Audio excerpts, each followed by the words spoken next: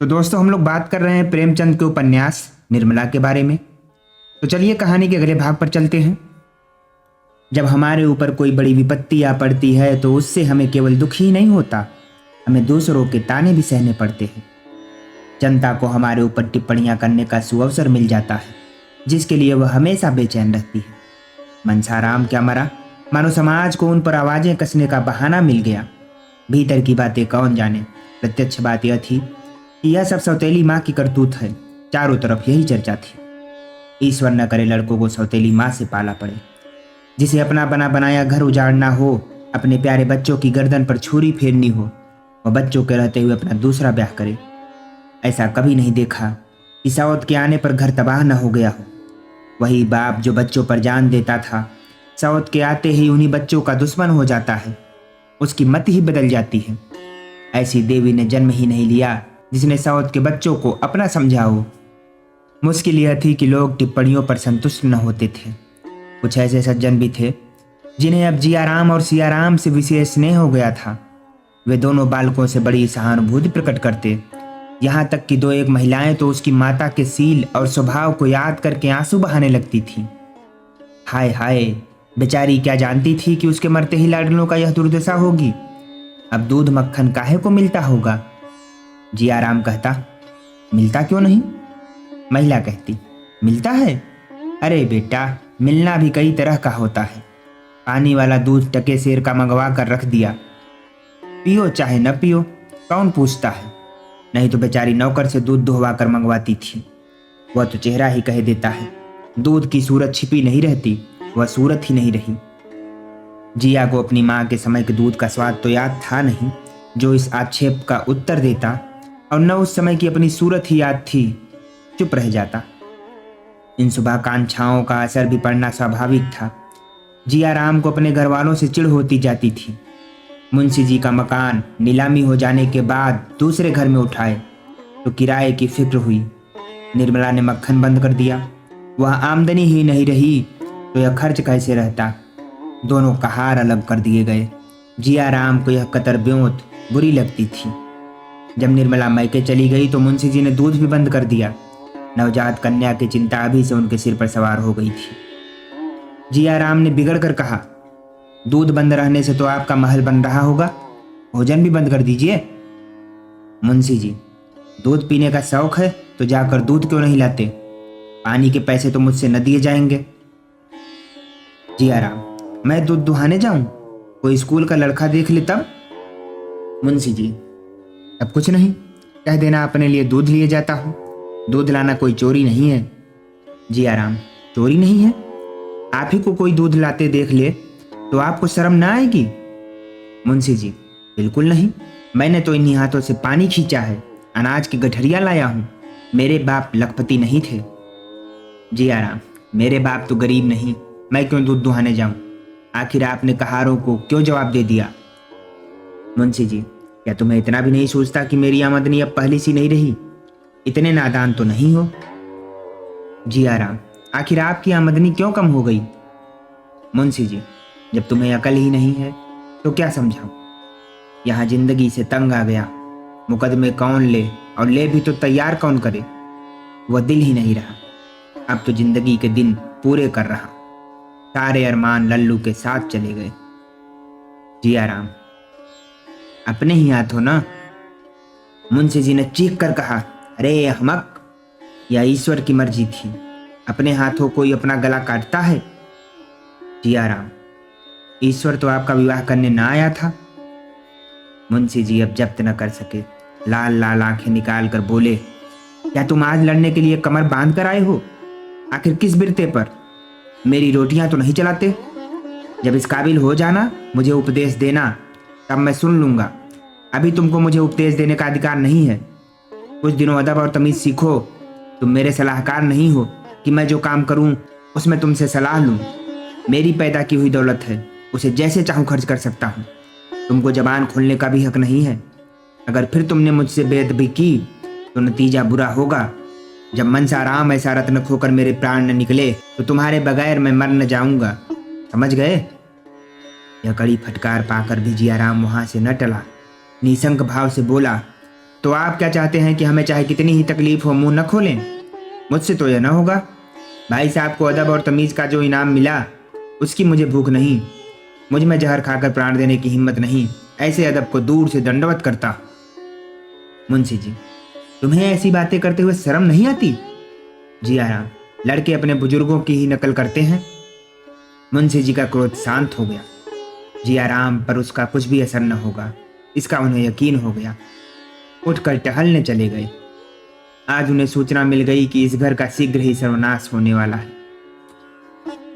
उस दिन से पिता और पुत्र में किसी न किसी बात पर रोज ही एक झपट हो जाती है। मुंशी जी जो जो तरह देते थे, जी आराम को और भी शेर होता जाता था। एक दिन जी आराम ने रुक्मणी से यहाँ तक कह डाला, बाप है यह समझकर छोड़ देता हूँ, नहीं तो मेरे ऐसे ऐसे साथी हैं कि चाहूँ तो भरे बाजार में पिटवा दूँ। रुक्मणी ने मुंशी जी से कह दिया। मुंशी जी ने प्रकट रूप से तो बेपरवाही ही दिखाई, पर उनके मन में शंका समा गया। शाम को सैर करना छोड़ दिया। यह नई चिंता सवार हो गई। इसी भय से निर्मला को भी न लाते थे कि शैतान उसके साथ भी यही बर्ताव करेगा। जी आराम एक बार दबी जबान में कह भी चुका था, देखूं अब कि कैसे इस घर में आती है। मुंशी जी भी खूब समझ गए थे कि मैं इसका कुछ भी नहीं कर सकता। कोई बाहर का आदमी होता तो उसे पुलिस और कानून के शिकंजे में कसते। अपने लड़के को क्या करें? सच कहा है, आदमी हारता है तो अपने लड़कों ही से। एक दिन डॉक्टर सिन्हा ने जी आराम को बुलाकर समझाना शुरू किया। जी आराम उनका अदब करता था, चुपचाप बैठा सुनता रहा। जब डॉक्टर साहब ने अंत में पूछा, आखिर तुम चाहते क्या हो, तो वह बोला, साफ साफ कह दूं, बुरा तो न मानिएगा? सिन्हा, नहीं, जो कुछ तुम्हारे दिल में हो साफ साफ कह दो। जी आराम, तो सुनिए, जब से भैया मरे हैं मुझे पिताजी की सूरत देखकर क्रोध आता है। मुझे ऐसा मालूम होता है कि इन्हीं ने भैया की हत्या की है, और एक दिन मौका पाकर हम दोनों भाइयों की भी हत्या करेंगे। अगर उनकी यह इच्छा न होती तो ब्याह ही क्यों करते? डॉक्टर साहब ने बड़ी मुश्किल से हंसी रोक कर कहा, तुम्हारी हत्या करने के लिए उन्हें ब्याह करने की क्या जरूरत थी? यह बात मेरी समझ में नहीं आई। बिना विवाह किए भी तो वह हत्या कर सकते थे। जी आराम, कभी नहीं। उस वक्त तो उनका दिल ही कुछ और था। हम लोगों पर जान देते थे, अब मुंह तक नहीं देखना चाहते। उनकी यही इच्छा है कि उन दोनों प्राणियों के सिवा घर में और कोई न रहे। अब जो लड़के होंगे उनके रास्ते से हम लोगों को हटा देना चाहते। यही उन दोनों आदमियों की दिली मंशा है। हमें तरह तरह की तकलीफें देकर भगा देना चाहते। इसीलिए आजकल मुकदमे नहीं लेते। हम दोनों भाई आज मर जाएं तो फिर देखिए कैसी बहार होती है। डॉक्टर, अगर तुम्हें भगाना ही होता तो कोई इल्जाम लगाकर घर से निकाल न देते। जी आराम, इसके लिए पहले से ही तैयार बैठा हूँ। डॉक्टर, सुनो, क्या तैयारी की है? जी आराम, जब मौका आएगा देख लीजिएगा। यह कहकर जी आराम चलता हुआ। डॉक्टर सिन्हा ने बहुत पुकारा, पर उसने फिर कर देखा भी नहीं। कई दिन के बाद डॉक्टर साहब की जी आराम से फिर मुलाकात हो गई। डॉक्टर साहब सिनेमा के प्रेमी थे और जी आराम की तो जान ही सिनेमा में बसती थी। डॉक्टर साहब ने सिनेमा पर आलोचना करके जी आराम को बातों में लगा लिया और अपने घर लाए। भोजन का समय आ गया था। दोनों आदमी साथ ही भोजन करने बैठे। जी आराम को वहाँ भोजन बहुत स्वादिष्ट लगा। बोला, मेरे यहाँ तो जब से महाराज अलग हुआ खाने का मजा ही जाता रहा। बुआ जी पक्का वैष्णवी भोजन बनाती हैं। जबरदस्ती खा लेता हूँ, पर खाने की तरफ ताकने को जी नहीं चाहता। डॉक्टर, मेरे यहाँ तो जब घर में खाना पकता है तो इससे कहीं स्वादिष्ट होता है। तुम्हारी बुआ जी प्याज लहसुन न छूती होंगी। जी आराम, हाँ साहब, उबाल कर रख देती हैं। लाला जी को इसकी परवाह ही नहीं कि कोई खाता है या नहीं, इसीलिए तो महाराज को अलग किया है। अगर रुपए नहीं हैं तो गहने कहाँ से बनते हैं? डॉक्टर, यह बात नहीं है जी आराम, उनकी आमदनी सचमुच बहुत कम हो गई है। तुम उन्हें बहुत दिक्क करते हो। जी आराम हंसकर, मैं उन्हें दिक्क करता हूँ? मुझसे कसम ले लीजिए, जो कभी उनसे बोलता भी हूँ। मुझे बदनाम करने का उन्होंने बीड़ा उठा लिया है। बेसबब बेवजह पीछे पड़े रहते हैं। यहाँ तक कि मेरे दोस्तों से भी उन्हें चिढ़ है। आप ही सोचिए, दोस्तों के बगैर कोई जिंदा रह सकता है? मैं कोई लुच्चा नहीं हूँ कि लुच्चों की सोहबत रखूँ, मगर आप दोस्तों ही के पीछे मुझे रोज सताया करते हैं। कल तो मैंने साफ कह दिया, मेरे दोस्त घर आएंगे, किसी को अच्छा लगे या बुरा। जनाब कोई हो, हर वक्त की धौंस नहीं सह सकता। डॉक्टर, मुझे तो भाई उन पर बड़ी दया आती है। यह जमाना उनके आराम करने का था। एक तो बुढ़ापा, उस पर जवान बेटे का शोक, स्वास्थ्य भी अच्छा नहीं। ऐसा आदमी क्या कर सकता है? वह जो कुछ थोड़ा बहुत करते हैं वही बहुत है। तुम अभी और कुछ नहीं कर सकते तो कम से कम अपने आचरण से तो उन्हें प्रसन्न रख सकते हो। बुड्ढों को प्रसन्न करना बहुत कठिन काम नहीं। यकीन मानो, तुम्हारा हंसकर बोलना ही उन्हें खुश करने को काफी है। इतना पूछने में तुम्हारा क्या खर्च होता है? बाबूजी, आपकी तबीयत कैसी है? वह तुम्हारी यह उद्दंडता देखकर मन ही मन कुढ़ते रहते हैं। मैं तुमसे सच कहता हूँ, कई बार रो चुके हैं। उन्होंने मान लो शादी करने में गलती की, इसे वह भी स्वीकार करते हैं, लेकिन तुम अपने कर्तव्य से क्यों मुंह मोड़ते हो? वह तुम्हारे पिता हैं, तुम्हें उनकी सेवा करनी चाहिए। एक बात भी ऐसी मुंह से न निकालनी चाहिए जिससे उनका दिल दुखे। उन्हें यह ख्याल करने का मौका ही क्यों दें कि यह सब मेरी कमाई खाने वाले हैं, बात पूछने वाला कोई नहीं। मेरी उम्र तुमसे कहीं ज़्यादा है जियाराम, पर आज तक मैंने अपने पिताजी की किसी बात का जवाब नहीं दिया। वह आज भी मुझे डांटते हैं, सिर झुकाकर सुन लेता। जानता हूँ वह जो कुछ कहते हैं मेरे भले ही को कहते हैं। माता पिता से बढ़कर हमारा हितैषी और कौन हो सकता है? उसके ऋण से कौन मुक्त हो सकता है? जियाराम बैठा रोता रहा। अभी उसके सद्भावों का संपूर्णतः लोप न हुआ था। अपनी दुर्जनता उसे साफ नजर आ रही थी। इतनी ग्लानि उसे बहुत दिनों से न आई थी। रोकर डॉक्टर साहब से कहा, मैं बहुत लज्जित हूँ, दूसरों के बहकाने में आ गया। अब आप मेरी जरा भी शिकायत न सुनेंगे। आप पिताजी से मेरे अपराध क्षमा करा दीजिए। मैं सचमुच बड़ा अभागा, उन्हें मैंने बहुत सताया। उनसे कहिए मेरे अपराध क्षमा कर दें, नहीं मैं मुंह से कालिख लगाकर कहीं निकल जाऊंगा, डूब मरूंगा। डॉक्टर साहब अपनी उपदेश कुशलता पर फूले न समाये जियाराम को गले लगाकर विदा किया। जियाराम घर पहुंचा तो 11 बज गए थे। मुंशी जी भोजन करके अभी बाहर आए थे। उसे देखते ही बोले, जानते हो कई बजे हैं? 12 का वक्त है। जियाराम ने बड़ी नम्रता से कहा। डॉक्टर सिन्हा मिल गए। उनके साथ उनके घर तक चला गया। उन्होंने खाने के लिए जिद की, मजबूरन खाना पड़ा, इसी से देर हो गई। मुंशी जी, डॉक्टर सिन्हा से दुखड़े रोने गए होगे या कोई और काम था? जियाराम की नम्रता का चौथा भाग उड़ गया। बोला, दुखड़े रोने की मेरी आदत नहीं है। मुंशी जी, जरा भी नहीं? तुम्हारे मुंह में तो जबान ही नहीं। मुझसे जो लोग तुम्हारी बातें करते हैं वह गढ़ा करते होंगे। जियाराम, और दिनों की मैं नहीं कहता, लेकिन आज डॉक्टर सिन्हा के यहाँ मैंने कोई बात ऐसी नहीं की जो इस वक्त आपके सामने न कर सकूं। मुंशी जी, बड़ी खुशी की बात है, बेहद खुशी हुई। आज से गुरु दीक्षा ले ली है क्या? जियाराम की नम्रता का एक चतुर्थांश और गायब हो गया। सिर उठाकर बोला, आदमी बिना गुरु दीक्षा लिए हुए भी अपनी बुराइयों पर लज्जित हो सकता है। अपना सुधार करने के लिए गुरु मंत्र कोई जरूरी चीज नहीं। मुंशी जी, अब तो लुच्चे न जमा होंगे। जियाराम, आप किसी को लज्जा क्यों कहते हैं जब तक ऐसा कहने के लिए आपके पास कोई प्रमाण नहीं। मुंशी जी, तुम्हारे दोस्त सब लुच्चे लफंगे हैं, एक भी भला आदमी नहीं। मैं तुमसे कई बार कह चुका कि उन्हें यहाँ मत जमा किया करो, पर तुमने सुना नहीं। आज मैं आखिर बार कह देता हूँ कि अगर तुमने उन सौदों को जमा किया तो मुझे पुलिस की सहायता लेनी पड़ेगी। जियाराम की नम्रता का एक चतुर्थांश और गायब हो गया। फड़क कर बोला, अच्छी बात है, पुलिस की सहायता लीजिए, देखें क्या करती। मेरे दोस्तों में आधे से ज़्यादा पुलिस के अफसरों के ही बेटे। जब आप ही मेरा सुधार करने पर तुले हुए हैं तो मैं व्यर्थ क्यों कष्ट उठाऊं? यह कहता हुआ जियाराम अपने कमरे में चला गया और एक क्षण के बाद हारमोनिया के मीठे स्वरों की आवाज बाहर आने लगी। सहृदयता का जलाया हुआ दीपक निर्दय व्यंग के एक झोंके से बुझ गया। अड़ा हुआ घोड़ा चुमकारने से चोट मारने लगा था, पर हंटर पड़ते ही फिर अड़ गया और गाड़ी को पीछे धकेलने लगा। अब की सुधा के साथ निर्मला को भी आना पड़ा।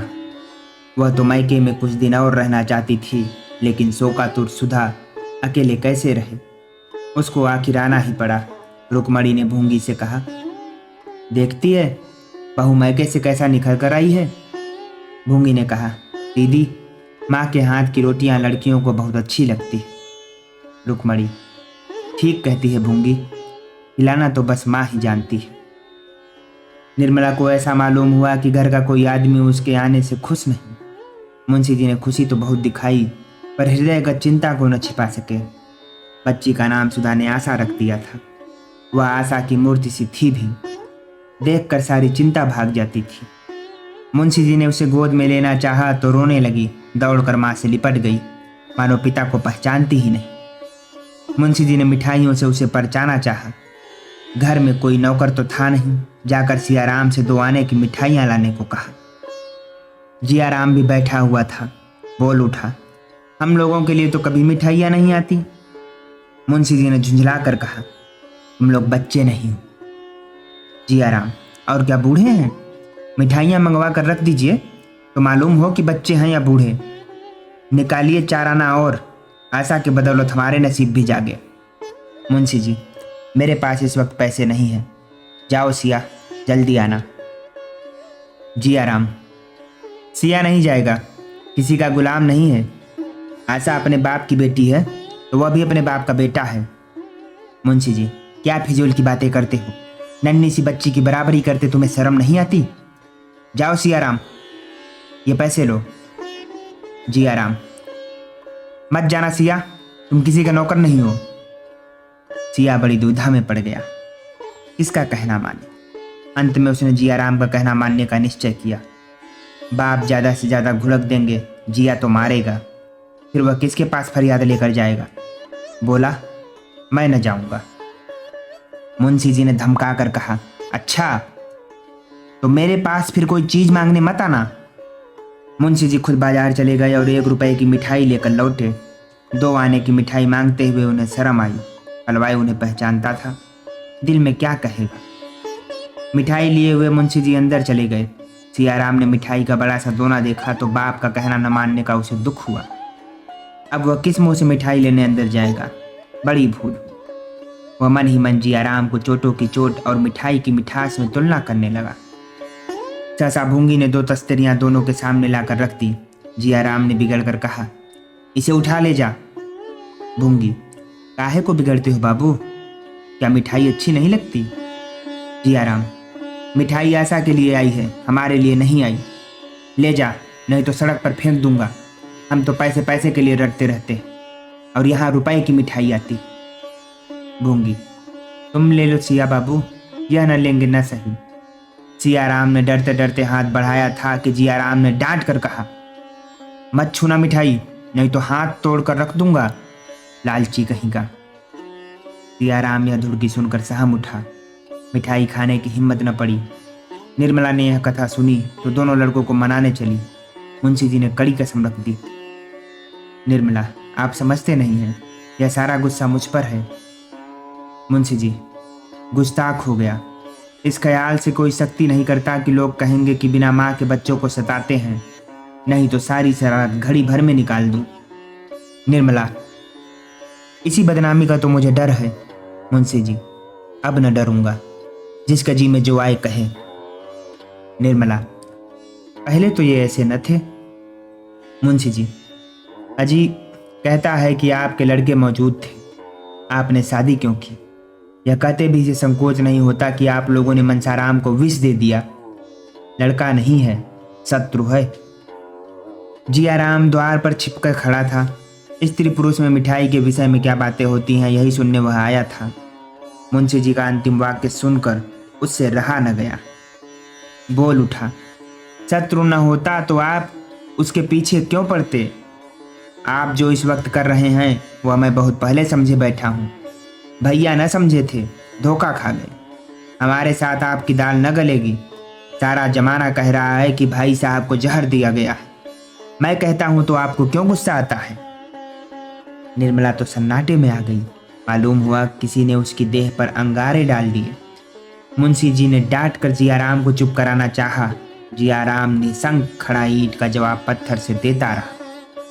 यहाँ तक कि निर्मला को भी उस पर क्रोध आ गया। यह कल का छोकरा किसी काम का न काज का यूं खड़ा टर्रा रहा है जैसे घर का पालन पोषण यही करता है। त्योरियां चढ़ाकर बोली, बस अब बहुत हुआ जियाराम, मालूम हो गया तुम बड़े लायक हो, बाहर जाकर बैठो। मुंशी जी अब तो कुछ दब दब कर बोलते रहे। निर्मला की सहपाई तो दिल बढ़ गया। दांत पीस कर लपके और इसके पहले कि निर्मला उनके हाथ पकड़ सके एक थप्पड़ चला ही दिया। थप्पड़ निर्मला के मुंह पर पड़ा, वही सामने पड़ी। माथा चकरा गया। मुंशी जी के सूखे हाथों में इतनी शक्ति है, इसका वह अनुमान न कर सकती थी। सिर पकड़कर बैठ गई। मुंशी जी का क्रोध और भी भड़क उठा। फिर घूंसा चलाया, पर अब की बार जियाराम ने उनका हाथ पकड़ लिया और पीछे ढकेल कर बोला, दूर से बातें कीजिए, क्यों नाहक अपनी बेइज्जती करवाते हैं। अम्मा जी का लिहाज कर रहा हूं, नहीं तो दिखा देता। यह कहता हुआ वह बाहर चला गया। मुंशी जी संज्ञा शून्य से खड़े रहे। इस वक्त अगर जियाराम पर दैवी वज्र गिर पड़ता तो शायद उन्हें हार्दिक आनंद होता। जिस पुत्र को कभी गोद में लेकर निहाल हो जाते थे, उसी के प्रति आज भांति भांति की दुष्कल्पनाएं मन में आ रही थी। रुक्मणी अब तक तो अपनी कोठरी में थी, अब आकर बोली, बेटा अपने बराबर का हो जाए तो उस पर हाथ न छोड़ना चाहिए। मुंशी जी ने ओठ चबाकर कहा, मैं इसे घर से निकाल कर छोड़ूंगा। भीख मांगे या चोरी करे, मुझसे कोई मतलब नहीं। रुक्मणी, नाक किसकी कटेगी? मुंशी जी, इसकी चिंता नहीं। निर्मला, मैं जानती कि मेरे आने से यह तूफान खड़ा हो जाएगा तो भूल कर भी ना आती। अब भी भला है, मुझे भेज दीजिए, इस घर में मुझसे न रहा जाएगा। रुक्मणी, तुम्हारा बहुत लिहाज करता है बहू, नहीं तो आज अनर्थ ही हो जाता। निर्मला, अब और क्या अनर्थ होगा दीदी जी, मैं तो फूंक फूंक कर पांव रखती हूँ, फिर भी अपयस ही लग ही जाता है। अभी घर में पांव रखते देर न हुई और यह हाल हो गया। ईश्वर ही कुशल करे। रात को भोजन करने कोई न उठा, अकेले मुंशी जी ने खाया। निर्मला को आज नई चिंता हो गई, जीवन कैसे पार लगेगा। अपना ही पेट होता तो विशेष चिंता न थी, अब तो एक नई विपत्ति गले पड़ गई थी। वह सोच रही थी, मेरी बच्ची के भाग्य में क्या लिखा है राम। दोस्तों, फिलहाल इस कहानी को भी यहीं तक रखते हैं। कहानी के अगले भागों को सुनने के लिए हमारे चैनल को सब्सक्राइब कर लीजिएगा और वीडियो को लाइक भी कर दीजिएगा। आपका बहुत बहुत धन्यवाद।